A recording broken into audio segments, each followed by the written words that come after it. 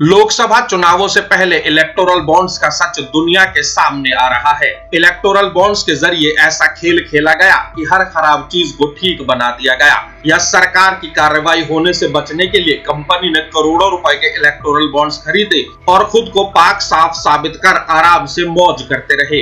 हम और आप दवाइयां खरीदते हैं ताकि बीमारियों से बचे रहें, लेकिन वो दवाइयां बनाने वाली कंपनियों ने भी बड़े पैमाने पर इलेक्टोरल बॉन्ड्स खरीदे। हेटेरो लैब्स और हेटेरो हेल्थकेयर ने अप्रैल 2022 में 10 करोड़ रुपए के इलेक्टोरल बॉन्ड्स खरीदे। इससे पहले के 10 महीने में कंपनी को खराब दवाइयों के निर्माण के लिए 6 बार नोटिस जारी किया गया था। ये notice Maharashtra food and drugs administration ने जारी किए थे।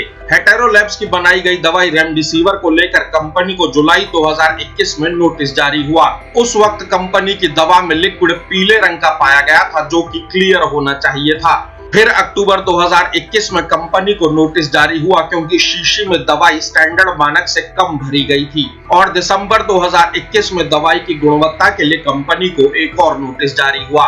इसके अलावा कंपनी की बनाई दवा इटबोर कैप्सूल और मोनोसेफ भी खराब गुणवत्ता के पाए गए। कंपनी ने 2022 में 40 करोड़ के इलेक्टोरल बॉन्ड्स खरीदे और महाराष्ट्र से दवाइयों का बैच वापस मंगाकर ही खाना पूर्ति कर दी गई। अहमदाबाद बेस्ड टोरेंट फार्मा ने मई 2019 से जनवरी 2024 के बीच 77.5 करोड़ के इलेक्टोरल बॉन्ड्स खरीदे। कंपनी की हार्ट अटैक से बचाने वाली दवाई डेप्लेट A150 को 2018 में खराब क्वालिटी के लिए Maharashtra food and drugs administration ने नोटिस जारी किया था। 2019 में US food and drugs administration ने टोरेंट फार्मा को लगातार खराब दवाइयों के लिए वार्निंग जारी की थी। इस वार्निंग के बाद टोरेंट फार्मा का लाइसेंस कैंसिल हो सकता था, लेकिन ऐसा नहीं हुआ। गुजरात सरकार ने कंपनी पर कोई एक्शन नहीं लिया। सितंबर 2019 में टोरेंट फार्मा की दवाई लोसार एच को Gujarat food and drugs administration ने खराब क्वालिटी का पाया। ये दवा ब्लड प्रेशर को कम करने के लिए इस्तेमाल की जाती है।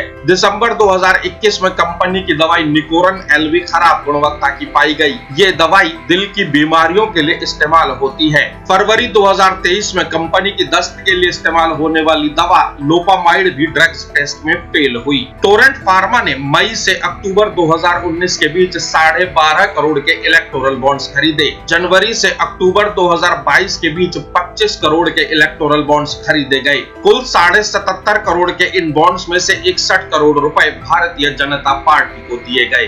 2021 में कोरोना के वक्त जायडस हेल्थकेयर की रेमडेसिविर दवाई को बिहार ड्रग्स रेगुलेटर ने खराब गुणवत्ता का पाया। ये दवाई गुजरात में बनाई जा रही थी। दवाई में बैक्टीरियल एंडोटॉक्सिन पाया गया।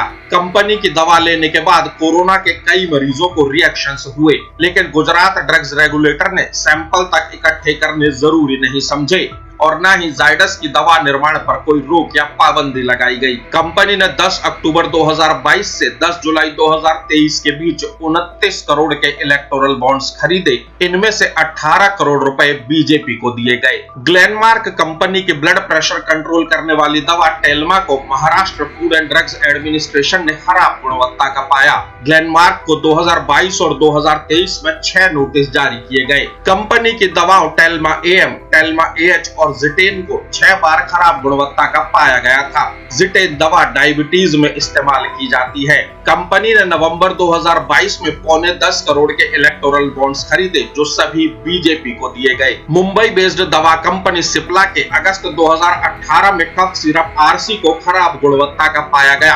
कंपनी को खराब दवाई के लिए 2 बार शो कॉज नोटिस भी जारी हुआ। सिप्ला ने अगले ही साल यानी 2019 में 14 करोड़ के इलेक्टोरल बॉन्ड्स खरीदे। जुलाई 2021 में कंपनी की रेमडेसिविर दवाई सिप्रेमी के सैंपल खराब पाए गए।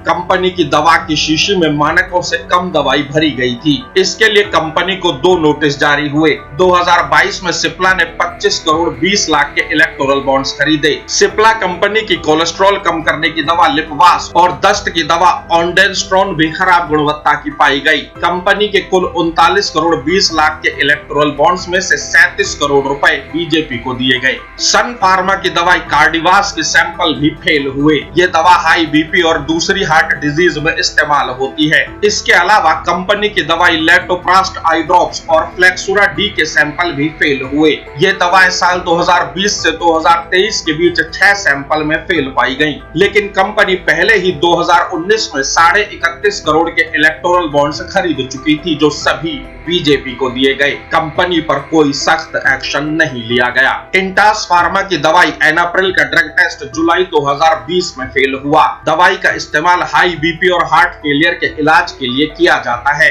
ये दवाई हार्ट अटैक के इलाज में भी इस्तेमाल होती है। कंपनी ने 10 अक्टूबर 2022 को 20 करोड़ के इलेक्टोरल बॉन्ड्स खरीदे जो सभी बीजेपी को मिले। ये सिर्फ कुछ कंपनियों के नाम हैं। खराब दवाई बनाने और फिर सैंपल फेल होने के बाद इलेक्टोरल बॉन्ड्स खरीदने वाली दवाई कंपनियों की लिस्ट लंबी है। अब आप सोचिए, दवाइयां हम और आप जिंदगी बचाने के लिए खाते हैं, लेकिन ये दवाइयां किस गुणवत्ता की है ये पता नहीं लगाया जा सकता। कैसे पता करेंगे जो दवा आप बाजार से अपनी सेहत सुधारने के लिए खा रहे हैं वो सेहत सुधारने के बजाय आपकी सेहत को और नुकसान पहुंचा रही हो और फायदा किसी राजनीतिक दल को हो रहा हो।